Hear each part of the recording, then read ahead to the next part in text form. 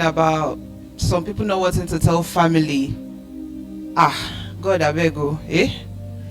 I was having marriage issues, domestic violence, and I will not tell my children. You could day. Hey. I told my children, my first was 6 then. She was my nurse. She would be want to remind me, mommy, doctor say white drug is in the morning because she didn't know the names. Mommy, doctor say yellow one is one, no, is in the evening. So imagine I didn't tell her. Anyways, you keep saying that my name, so let me buga small. The full name is Iwala Deorimi. Yes, and yeah, my girls have that kind of names. The first one is Aridayo. We changed it actually. I changed it after the whole cancer thing. Yeah, I see them and I mean I'm happy. So legally they are Aridayo and Ariduno. Yeah, my dad was a philosopher truly. So yes, when Auntie called me, she told me I will be speaking on the emotional aspect from the side of a survival. So I'll be using most of my experiences as the focus to speak today. The major question I used to get asked is, how did you cope? I hear that a lot. How did you cope? So in 2 minutes, we're going to do an exercise to show how I coped. Sorry, media, there's a sound. I know there's a tiny sound coming on, backgrounds. Can we have silence? Thank you. So everybody's going to do one thing now. In 1 second, you close your eyes, and I'm not an expert at meditation. You both are the meditation experts. I'm not an expert, but this is a personal thing I did, and I tell people, and it works. So close your eyes, clear your mind, forget whatever troubles you have that you left at home or you brought here today. Now think of something you really, really want. Maybe it's 5 million in your account, or school fees, or house rent, or even if it's the next meal. What do you want? Now imagine the feeling you will have if you had that thing this minute. What feeling? Imagine that feeling. Now enjoy that feeling. Let it come out in your face. Enjoy that feeling of having it. Now, thank you. Open your eyes. Thank you, ma. You were the first that did what I thought everybody was going to do. She did it. You're smiling. Nearly everybody smiled. Nearly everybody. So now you see where that happy comes from. When I was going through the whole journey, I didn't have support in my spouse. We were having issues normally. I was already being battered. But I assumed that when cancer came, something that bad would, miraculously just make him fall back in love with me. I assumed. It didn't happen, but I assumed.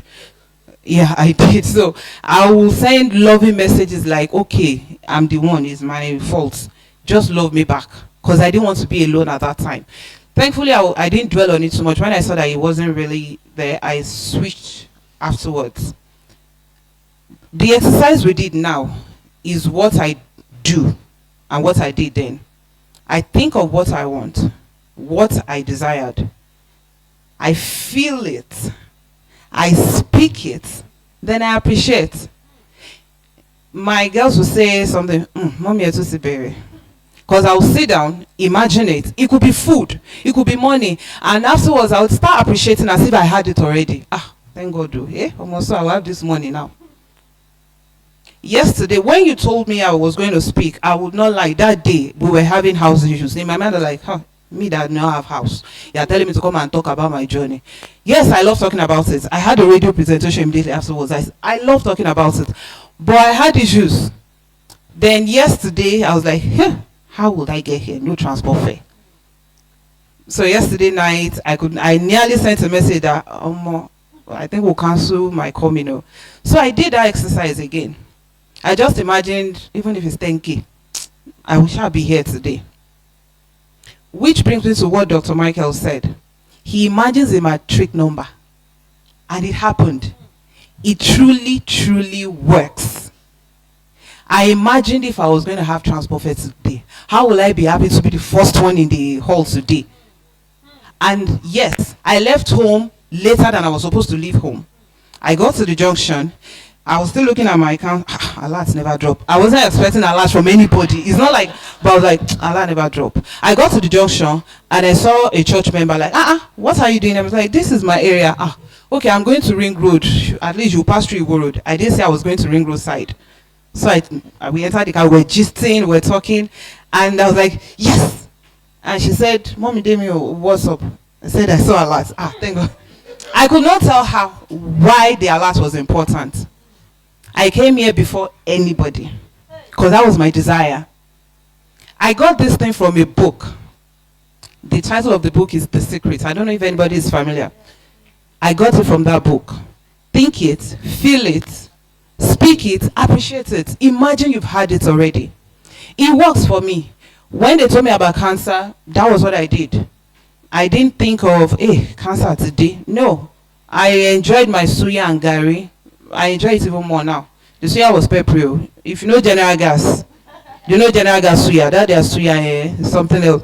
I enjoyed it. I didn't think of, yes, cancer is bad. Forget anybody that says cancer is not bad. It's like, it is bad. I didn't think of how bad it was. I didn't think of my spouse. I didn't think of the fact that I had no money to treat cancer. I didn't think of whether they were dying from cancer or not. My first thought is, what's going to make me happy? And that was what I did. Now, I told her that one of the things I do, apart from awareness and all of that, apart from advocacy, is patient support. I talk to women that are going through the cancer journey. This dressing is my good girl dressing. I'll be frank with you. Whenever I go to talk to those women, I try to dress as scandalous as possible. Now, this is the reason. When I started doing that, when I go to them and I'm talking, and they'll be like, because they see me looking like everybody else. They'll be like, so every time we go, I dress scandalously. I like the fact that when I say that I'm a survivor, I like the look on their face. They'll look, thank you. They look at me again like, okay, so you survived and you are like this. I just started growing out my hair. It was low cut before, one tiny earring, one big earring. I like that scandalous look. It brings that thing that survivors don't want to talk about. It makes us even larger than life. Makes us bigger that way, because we're big. Forget, we went through hell and back, we're big. It makes it bigger. It makes it easy for me to say what I'm saying now, to tell women this. What Dr. Michael said, your emotions are your own. Nobody owns it. My daughter will come and say, Mommy, my sister made me feel angry. I'll say, she did not make you feel angry. Yes, she did something that made you angry. But you decided to get angry. You decided to get angry. You decided to cry. You decided, it's your emotion. That ability to curb my emotion, to decide how I want my emotion to go, to be able to decide I won't feel bad about this because it is my decision. It is. That thing is what has been able to hold me till now. Now, let me give you just a few of the list of what I've been going through. Yeah, I know there's this thing in Nigeria that women like to talk about our pains as if we are collecting bank money. You know, you've noticed that thing. When you say something, they'll be like, if you see what happened to me, thank you. I don't like that thing. But I'll tell you a few of it to let you know the gravity of it. Growing up, I come from a dysfunctional family. Very dysfunctional. But I did not know. I did not know narcissism until which year that we know. Narcissism which just became popular now. I didn't know that was it then. It shaped my life. I went to secondary school, and from GSS1 I was given contraceptives. I did not know. I was told it was anti-malaria, but it was contraceptives, Noristerat, which I learned has been banned in UK or US or something. Yeah, I was given Noristerat every 2 months for 6 years. You understand the gravity? For 6 years, I was given Noristerat. Doctors think it might actually be what triggered the whole thing. And after secondary school, I grew up in the kind of environment that men were high, women were here. So when I was choosing my spouse, I chose the man that could fit that role because that was what I was used to. Men were there, we were here. So when marriage issues started, I tell people, I did not know it was issues because it was what I was used to. So when people were telling me, Koyoko man, I'll be like, how will he not beat me? I mean, how else is he going to communicate? So I thought it was my own issues, which is why once in a while till now, when a memory comes up, like, oh my Jimmy. Till now it happens, I'll be like, damn, was I the one that actually coped with all of this? It was normal, and I just did not think it shouldn't have happened to me because of where I grew up from, because of the kind of mindset I had. I got married, the whole thing continued, and then cancer came. And when people say cancer is bad, cancer is happy for me, I will not lie. Cancer changed my mindset. Cancer made me realize I was strong. Not physically, no, I was strong, because I like, if cancer did not kill me, even if I get to heaven, God will smack my bum like, oh, wow, okay. Man did not kill you. Cancer did not kill you, it's man that will now kill you. After cancer came, shortly after I finished my treatment, my first daughter had appendicitis at age 4. The second one, around the same age, had the same thing too. Yeah, at that time, I had a lot of people telling me I should go to my grandma in the village. Maybe it was, offer and all of that. Then shortly after then, I had it too. Right, it really felt like there was a force around the whole thing. And then shortly after again, I started bleeding and all of that. And then I went to the hospital and they told me that, yes, did you have PID? I was like, but I treated it now because it was shameful. How can I tell people that my husband used to give me STD? As it was a constant thing. Constant. But yeah, I will treat it on my own because it was shameful to go to the hospital. In the hospital, let's be frank, they will say it's you. They will say it's you. So I never actually went there. So I was told that, it has done all of this, and then there's maybe a hint of ovarian cancer. Long story short, I had to do a complete hysterectomy. Again, complete. That one daunted me a little. And when everything ended, my sister will ask me this, Kilo de te para yin? And I will say this, I tell her everything, I'll be like, I had one thing I was taking as anchor, and that's what I want to tell us today. If you're going through any health issue, find an anchor. My anchor was this. God didn't create me to just come, go to school, have a job, get married, be a mom, grow old, die. Nah, there's something he created me to do. Maybe I don't know it yet, but there is something. Now, if I give up and die, how am I supposed to know what it is? I am not proud of my mother. I want my kids to be able to say, that's my mom. Do you know what she does? Those were my ankles. I always imagined, what will it be to see my face on the billboard? And yes, I've seen it. I looked for anchors, things that held me down, like, I want to say these things. I want to experience these things. And that was what I held on to. When I was having the surgery of the hysterectomy, they didn't listen to me when I said spinal does not affect me. See me now, I'm a big woman. Sorry, I'm heavier than I look. If I tell you I'm 122 kg, yeah, I think I'm less than 120 now. Yeah, I'm bigger, I'm heavier. Now, I'm not a doctor person, but when you're doing, I think weights should be considered when they're doing spinal, right? I told them, they didn't listen. So the moment they cut in, I yelled because I felt everything. So they quickly did the GA and everything, but it still wasn't strong enough. I still was feeling, so I was feeling it, but I could not talk. So I was feeling the pain, and this is where I'm going to. This is what I want to say, that your mind truly is strong. I was looking in my mind, like, where can I transfer this pain? Where can I transfer this pain? I was like, yes, my ex. He's the only one that hurt me enough for me to want to transfer. I have never caused him. I've never said it only. So that day, I honestly did not know I said it. It was after that my mother said, doctor came to her and said, Talunja Ibukun. And my mom said, she asked that why. He said, Enekolo, where are you?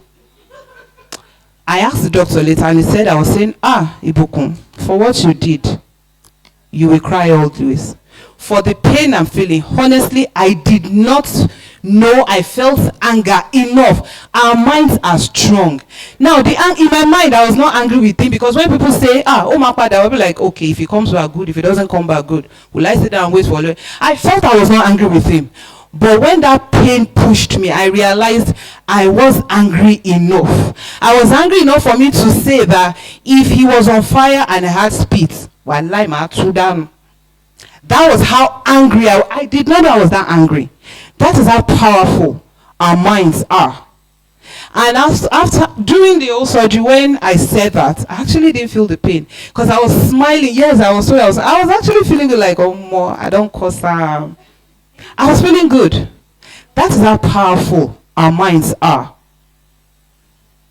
Every battle is won or lost in the mind. Dr. Michaels also mentioned one thing about the aura, the people. I'll end on that. I didn't know how powerful that was. That is, rather, that the people you attract, the kind of things you attract. I knew I attract nice things. I didn't know it was something I did. I just know that I like good things, and good things come. When cancer came, it reduced a little, because cancer is not being so. It reduced a little, but I'm back now. When growing up, everybody loves her. We love our mommy now. We love our mothers. If somebody say, go and kill your mother now, even if your mother is the worst person in the world, you still think twice. My first brother broke off from the family. We didn't know why. He tried to stay away from all of us. My younger sister and I, we were still trying to be so sweet to my mom and all of that. Now, I'm not trying to diss my mom. I'm just trying to give you reality. It was just last year that I realized that systematically, after I left my marriage, she had really broken me down, to the extent that I honestly did not feel I deserved anything. If a good man, please let me say something. I'm not Mrs. So I'm a single woman. Before somebody will have really shunku that I want to introduce, and they will know, I'm a single person. Please, Miss. Please, you now say Mrs. Is me, so single sessions. Am I session? Session and session. Yeah.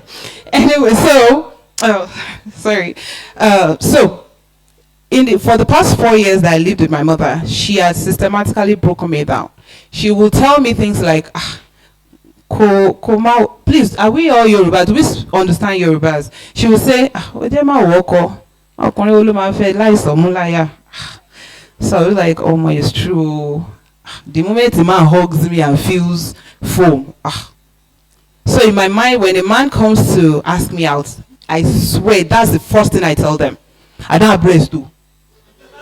I say it straight out. That's the first thing.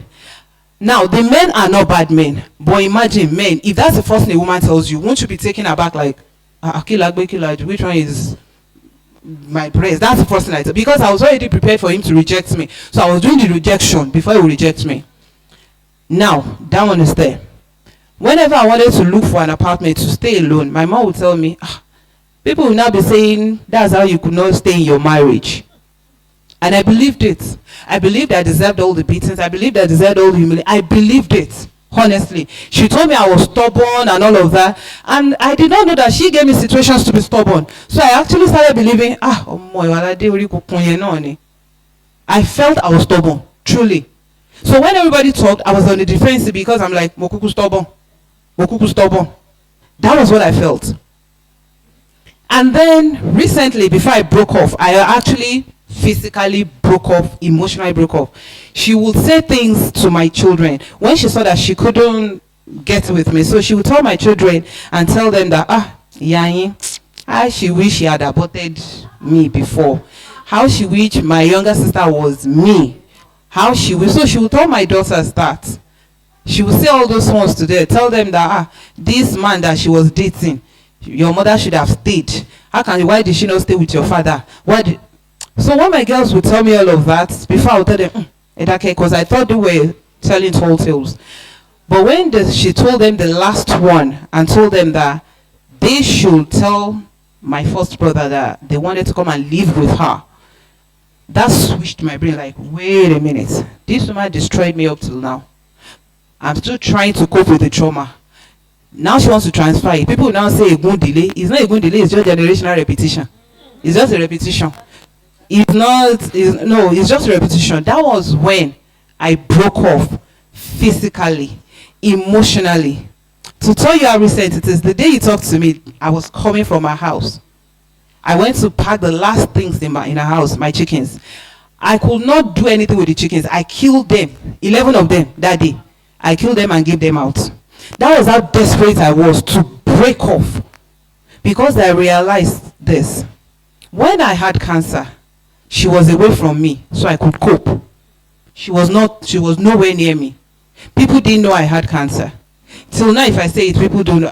My hair has always been on low cut, so it didn't really show. I tell people that I like my skin more now. I don't have hair, as in that hair thing has no, and it looks okay to me. She was nowhere near me, so I could cope with cancer. Now, okay, now that she's near me, in the past 2 years, my life has gone down because I listened to her. I didn't listen to her. I didn't listen to her. She will tell me, show low, and my mind will be like, oh, Toma, ni ma low. Whenever I say I need money for something, she will not say, maybe you'll get business. She will say, but you are any fine. And honestly, after then, I kept imagining people should be giving money. It never occurred to me that I could actually do something. I was waiting for people to give me money, so I'll ask this one, oh yeah, raise me now. And truly, I had people that were raising me, but it didn't give me the idea to do anything. I wanted to start tea business because I used to make a lot of tea during cancer. I wanted to start tea business. She was like, I stopped until I realized that she was systematically breaking me down. And then I called my brother and he said, finally, I can be talking to you all the time. So that was why he broke off. He realized it, but he could not tell us because until we realized it, we will fight him. And we might actually go and tell mommy that Blackbenga broke off because of this. Now, where am I going with all of this? Our minds is a powerful tool. You can use your mind to tell somebody something. Like I said, they will say, I don't even know what I'm telling you. No, your mind was just kind of told them. I do it for my girls. I do it a lot. If they are fighting and all of that, and I'm just tired, I've talked, and I kind of say to my mind, the girls are calm, they are tired, the girls are calm, they are tired, and I honestly tell you, after like, Mommy, can we just go and lie down?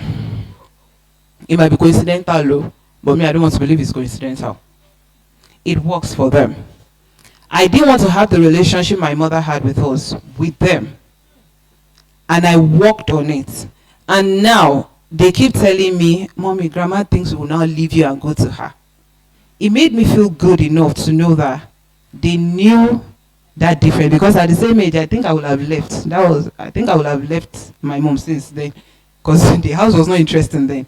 But they felt that kinship with me. I used my mind on them. I used my mind on everything. Everything. Our minds are stronger than we think.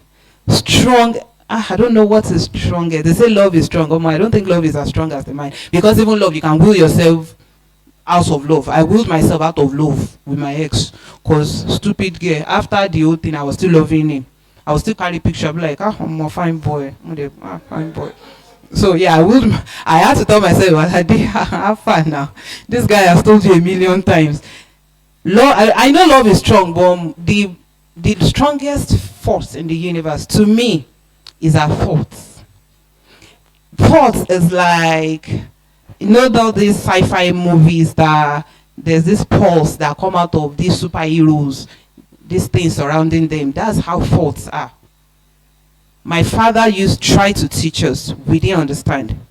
He would tell us that I was sending good thoughts to you.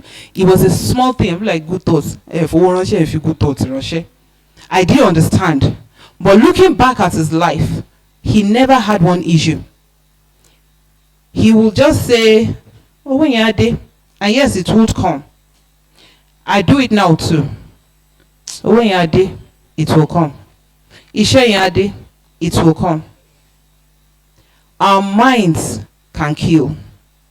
Our minds. And I don't mean kill, I mean really, really kill.